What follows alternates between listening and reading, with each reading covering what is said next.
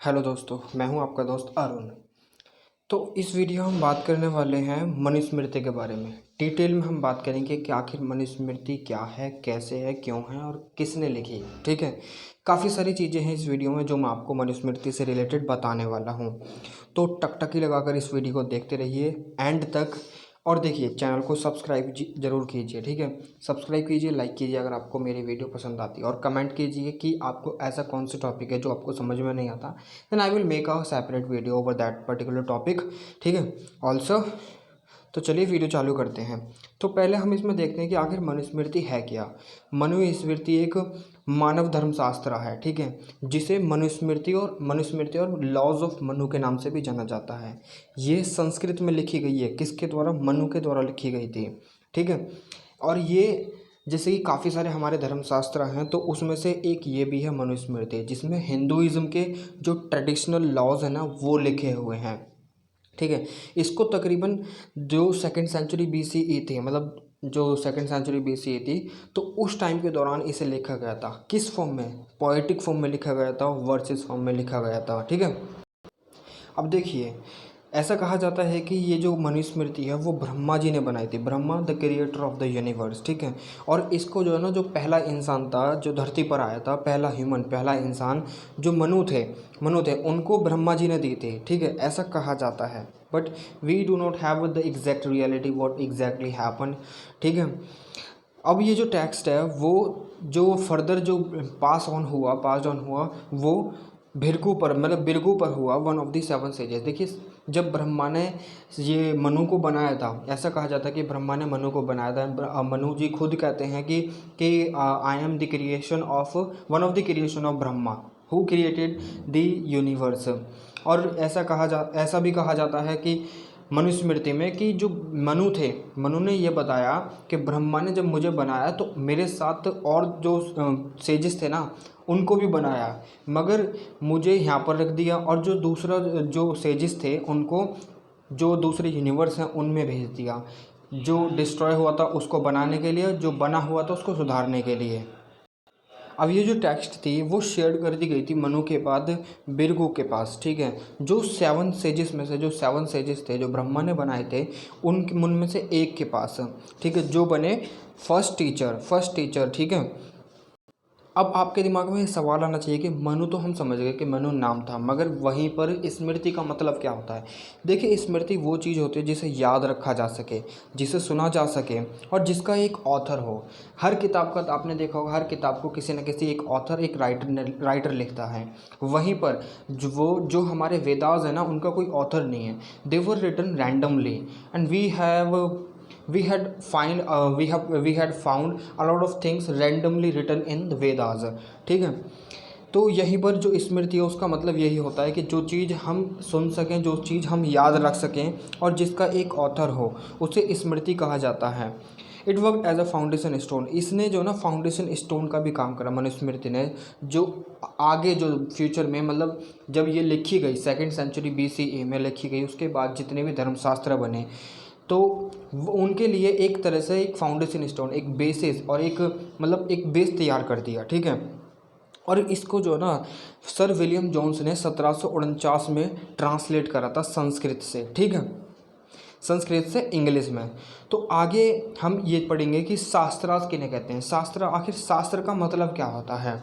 ठीक है, अगर हम देखें हिंदू कल्चर के हिसाब से, कोई भी ऑर्डर अगर परस्यू करा जाता है एक मीनिंगफुल लाइफ जीने के लिए, और उस लाइफ को जीने के लिए जो भी गोल्स वगैरह होते हैं उसमें मीट करने होते हैं, तो वो किस प्रकार से हो सकते हैं? देखिए, एक मीनिंगफुल लाइफ जीने के लिए जो है ना, आपको धर्म फॉलो करना होगा, आपके पास अर्थ होना चाहिए। ठीक है, और आपके पास सुख होना चाहिए। ठीक है, और आपको ये भी पता चल जाए कि मोक्ष कैसे लेते हैं। मैं सिंपल वे में आपको समझाता हूँ। देखिए, अगर आपको एक मीनिंगफुल लाइफ जीनी है, पहले तो आप देखिए धर्म कि आपको क्या सिखाया जाता है। आपके माता पिता, आपने एक बच्चा जन्म लेता है, अगर एक बच्चे ने जन्म लिया, मान लीजिए एक बच्चा ए है, उसने जन्म लिया, अब उसको उसके माता पिता द्वारा क्या सिखाया जाएगा, तो वो तो कहलाएगा धर्म। अब वो अपनी लाइफ को जीने के लिए उसे पैसा चाहिए, क्योंकि आज की जो लाइफ है वो मटेरियलिस्टिक लाइफ है, सोली डिपेंड ऑन मटेरियल थिंग्स। ठीक है, तो वो वेल्थ एक्वायर करेगा ताकि वो अपनी जो सहूलियत की चीज़ें हैं ना उन्हें खरीद सके, बाय कर सके और अच्छा भला खा सके, अपनी एक स्टैंडर्ड लेवल ऑफ जो लिविंग है उसे जी सके। ठीक है, अब ये सारी चीज़ हो गई। अब ये सारी चीज़ के बाद देखिए अट्रैक्शन तो हमारे अंदर होता ही है। देखिए अपोजिट जो पोल्स होते हैं अट्रैक्ट्स ईच अदर। ठीक है, अब मेल और फीमेल में अट्रैक्शन होगा तो कामा होगा ताकि उसे सुख मिल सके, सुख की प्राप्ति हो सके।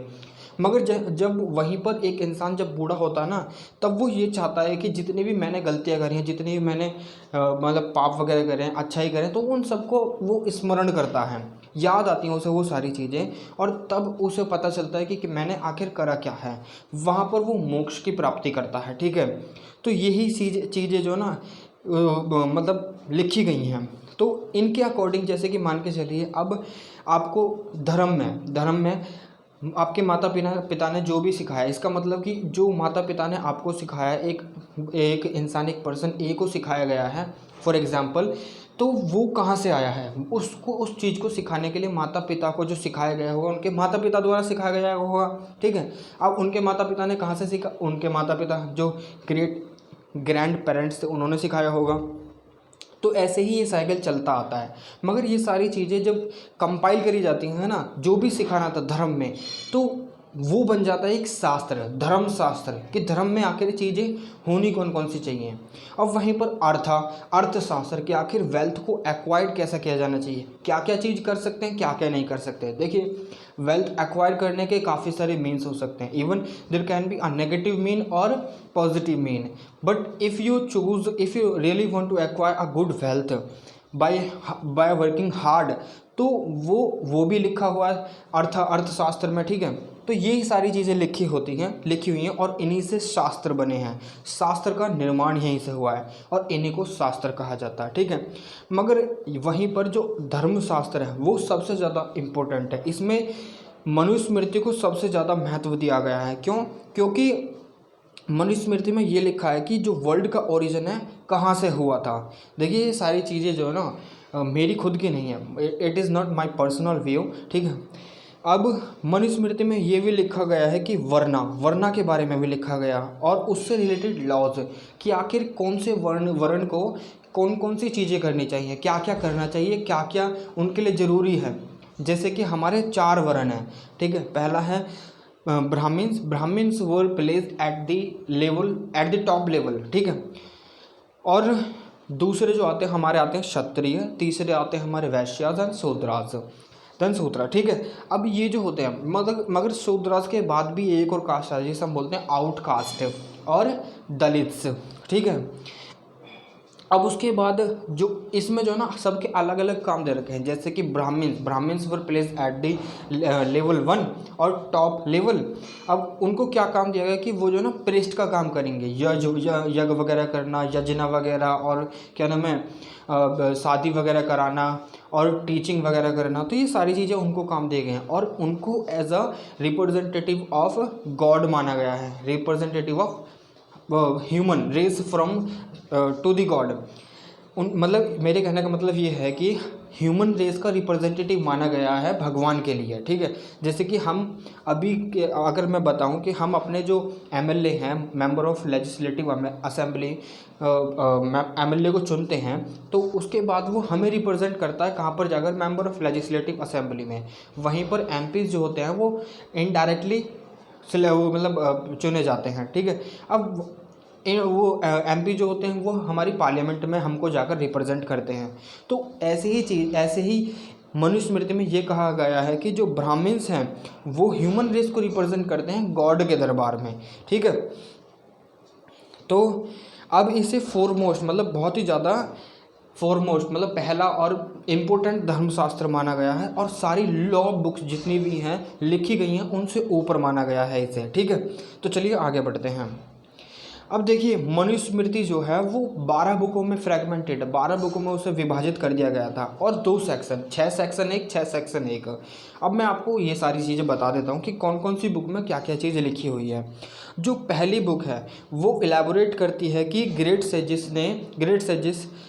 सेजेस थे, सॉरी मेरे से एक थोड़ी सी मिस्टेक हो गई है। देखिए यहाँ पर जो है ना जो ग्रेट सेजेस जो थे मनु के बाद जो क्रिएट करे गए थे, जो मनु ने क्रिएट करे थे, जो मनु जो थे ऋषि मुनि उन्होंने क्रिएट करे थे, तो वहाँ पर जो ऋषि मुनि है वो मनु के पास जाते हैं और उनसे पूछते हैं कि आखिर हमें भी तो बताओ कि ये जो धर्म है, धर्म के बारे में हमें चीज़ें बताओ और कास्ट के बारे में चीज़ें बताओ। तो मनु यहाँ पर रिप्लाई करते हैं कि मुझे जो ना ब्रह्मा द्वारा क्रिएट करा गया और मैं ब्रह्मा का एक बच्चा हूँ, जैसे जो जो क्रिएटर ऑफ द यूनिवर्स हैं, ठीक है। तो वहाँ पर जो मनु ये भी कहते हैं कि मैंने फिर अपने खुद के ग्रेट सेजेस बनाए, जिन्हें जो ना काम पर लगा दिया गया, किसके क्रिएशन के और रिक्रिएशन के, वर्ल्ड को क्रिएट करने के लिए और रिक्रिएट करने के लिए, अगर कोई भी कॉस्मोस में डिस्ट्रक्शन होता है तो, ठीक है। तो आगे जो दूसरी किताब है वो ये लिखी हुई है कि इसमें जो सोर्स है धर्मा के ऊपर है, कि डिफरेंट अलग अलग प्रकार के जो सेक्रीफाइसेस हैं और सेरेमनीज़ हैं, किस चीज़ के लिए क्या सेरेमनी होनी चाहिए, कैसे उसका यजन होना चाहिए, यज्ञ वगैरह होना चाहिए, और किस प्रकार के सेक्रीफाइसेस उस चीज़ के लिए दिए जाने चाहिए। और इसमें यह भी लिखा है कि प्योरीफिकेशन कैसे होना चाहिए किसी भी चीज़ का, ठीक है। प्योरीफिकेशन इन द सेंस आपने देखा होगा काफ़ी, अगर ये आपने जो सीरीज़ है दूरदर्शन पे शायद आती थी चाणक्य सीरीज़, उसमें प्योरीफिकेशन जो दिखाया गया है वो गौमूत्र से दिखाया गया है, ठीक है। अब जो तीसरी बुक है जो मनुस्मृति की जो तीसरी बुक है उसमें मैरिज के बारे में बताया गया है, और जो स्पाउसल एक हस्बैंड और वाइफ की क्या ड्यूटी होनी चाहिए, और जो डेली रिचुअल होते हैं वो कैसे किया जाना चाहिए, और अगर कोई भी हमारे घर में मेहमान वगैरह आता है तो उसको कैसे ट्रीट करना चाहिए। और चौथी बुक डील करती है कि खान पान कैसा रहना चाहिए, ठीक है। और वहीं पर पांचवी बुक डील करती है कि अगर कोई पॉल्यूटेड है और उसे प्योरीफाई कैसे करा जाना चाहिए, और ड्यूटीज़ ऑफ वुमेन के बारे में भी इसमें लास्ट में मेंशन करा गया है। और छठी बुक है मनुस्मृति की, वो ये कहती है कि जो लास्ट 2 स्टेजेस हैं ना लाइफ की, जैसे कि हर्मिट और मेडिकेंट मॉन्क, ठीक है। अब यहाँ पर 7वीं बुक जो डील करती है, यानी सेक्शन 2 जो डील करता है, सेक्शन 2 की जो पहली बुक है 7वीं बुक, उसमें पॉलिटिक्स और पावर के बारे में बताया गया है कि रूलर के काम क्या है और सब्जेक्ट के काम क्या है, पनिशमेंट कैसी होनी चाहिए, टैक्सेस वगैरह कैसे होने चाहिए, और वॉर किस तरीके से लड़ा जाना चाहिए, उसकी क्या स्ट्रेटजी होनी चाहिए, रणनीति होनी चाहिए, गवर्नमेंट किस प्रकार की होनी चाहिए, और पॉलिसीज़ कैसे बनाई जानी चाहिए सब्जेक्ट्स के लिए, ठीक है। अब यहीं पर जो 8वीं बुक है वो डील करती है कि आखिर अगर कोई प्राइवेट डिस्प्यूट होता है तो उसके लिए जस्टिस डिस्पेंस किस तरीके से किया जाना चाहिए राजा के द्वारा। और 9वीं बुक डील करती है कि वाइफ्स और हस्बैंड ड्यूटीज़ क्या क्या होनी चाहिए, ठीक है। और जो 10वीं बुक है वो वेरियस वर्णास के बारे में लिखी हुई कि वर्ण कितने प्रकार के हैं, कौन कौन से उनके काम हैं और क्या क्या चीज़ें हैं, ठीक है। आप इतना तो समझ ही गए होंगे, ठीक है। और 11वीं जो बुक लिखी गई है वो लिखी गई है गिफ्ट्स के बारे में, अगर किसी नीडी को गिफ्ट्स वगैरह दिए जाते हैं तो किस प्रकार के दिए जाते हैं, ठीक है, कैसे कैसे दिया जाना चाहिए और क्या क्या होना चाहिए, ठीक है। अब 12वीं बुक जो लिखी गई है वो एक तरह से रिलीजियस फिलोसफिकल है, जैसे कि पहली वाली बुक लिखी गई थी वैसी ही है, कुछ उसी की तरह ही मिलती है। अब देख लेते हैं कि मनुस्मृति में जो कास्ट के जो कॉन्सेप्ट थे वो किस प्रकार थे। यहाँ पर जो मनु ने कास्ट को और जो इंसान हैं उनको डिस्टिंग्विश करा था, मतलब बांट दिया गया था एक लाइन के बेसिस पर, जैसे कि उनकी टेंडेंसी कैसी है और उनका इंक्लिनेशन कैसा है। कि मान के चलिए आपने देखा होगा एक मूवी है बेबी बॉस, ठीक है, तो उनमें छोटे छोटे बच्चों को जो है ना उनके जो इंक्लिनेशन और टेंडेंसीज़ के हिसाब से उनको बांट दिया जाता है कि ये फैमिली में जाएंगे या फिर ऑफिस का काम संभालेंगे। तो ऐसे ही मनु ने ह्यूमन रेस को ऐसे ही डिस्टिंग्विश करा है उनकी टेंडेंसीज़ और इंक्लिनेशन के हिसाब से। अब देखिए एंशियंट टेक्स्ट धर्मशास्त्र, जैसे कि ऋग्वेदा से ही ओरिजिन हुआ था वर्णास का, ठीक है। तो वो भी एक तरह से धर्मशास्त्र ही है। उसमें जो वर्ण सिस्टम का जो ओरिजिन साइट कर रखा था, दिखा रखा था कहाँ से, पुरुष सूक्ता से, जो फेमस पुरुष सूक्ता, मतलब वो जहाँ से जिन्होंने ब्रह्मांड को बनाया, यूनिवर्स को क्रिएट करा है, ठीक है। तो Rigveda 4 varnas compared with the जो 4 वर्ण थे उनको कंपेयर करा गया किससे, सॉरी जस्ट मिनट, तो जो 4 वर्णा हैं उनको कंपेयर करा गया है ह्यूमन बॉडी से। जैसे कि जो ब्राह्मण्स है वो माउथ से जनरेट हुए, माउथ से क्रिएट हुए हैं, जो क्रिएटर ऑफ द यूनिवर्स है। क्षत्रियास को आर्म से क्रिएट करा गया है, वैश्य थाई एंड शूद्र फीट। ठीक है, ऐसे ही इनके डेजिग्नेटेड और काम की भी बात की गई है कि सबके काम अलग अलग हैं। ठीक है, अब मनुस्मृति यहाँ पर रिकॉग्नाइज करती है कि जो ब्राह्मण क्षत्रिय और वैश्य 4 वर्ण को रिकॉग्नाइज करती है ये। और यहाँ पर जो मनुस्मृति एम्फोसाइज करती है ब्लड की प्योरिटी पर भी। ठीक है, कि अगर कोई भी शादी वगैरह होती है तो एक जो शादी होनी चाहिए ना, जैसे कि ब्राह्मण गर्ल है तो ब्राह्मण ही बॉय होना चाहिए, तभी उनकी शादी हो सकती है, अदरवाइज ब्लड विल बी इम्प्योरीफाई। अगर कोई ब्राह्मण गर्ल है और वो किसी शूद्र लड़के से शादी कर लेती है, then she will has to leave his और कि उसे अपना जो है ना छोड़ना पड़ेगा, क्या ब्राह्मण का जो वो होती है ना ब्राह्मण स्टेटस, वो छोड़ना पड़ेगा। ठीक है, ऐसी ही चीज़ें मनुस्मृति में लिखी गई हैं। मनुस्मृति ये भी कहती है कि अगर ब्राह्मण जो हैं वो गार्जियन हैं किसके, वर्ना सिस्टम के, और दे आर पनिश्ड माइल्डली, अगर उनको सज़ा मिलनी चाहिए। देखिए जैसे कि ब्राह्मण, क्षत्रिय, वैश्य एंड शूद्र, अगर चारों ने एक ही तरह का क्राइम करा है ना, तो उसमें से सबसे कम जो सज़ा होगी ना वो ब्राह्मण्स को होगी। ठीक है, क्योंकि they are the representative of human race to the God. ठीक है, अब जो ऑक्यूपेशन थे इसमें मनुस्मृति में जो वर्ण के हिसाब से लिखे गए हैं, जैसे कि ब्राह्मण्स हमेशा सर्व करेंगे गॉड को, और क्षत्रिय हमेशा लोगों को प्रोटेक्ट करेंगे, बिकॉज दे आर प्रोड्यूस और दे आर जनरेटेड और created by the creator of the universe from his arms. ठीक है, अब वैश्य जो है, वैश्य को हमेशा प्रोडक्शन करना है गुड्स का। ठीक है, ताकि वो गुड्स की जो सप्लाई है ना उसको मेंटेन कर सके। और शूद्राओं को, ये जो सारे वर्ण हैं सबको इनको सर्व करना है। ठीक है, ये काम मनुस्मृति में सबको मतलब चारों वर्ण के हिसाब से बताए गए हैं।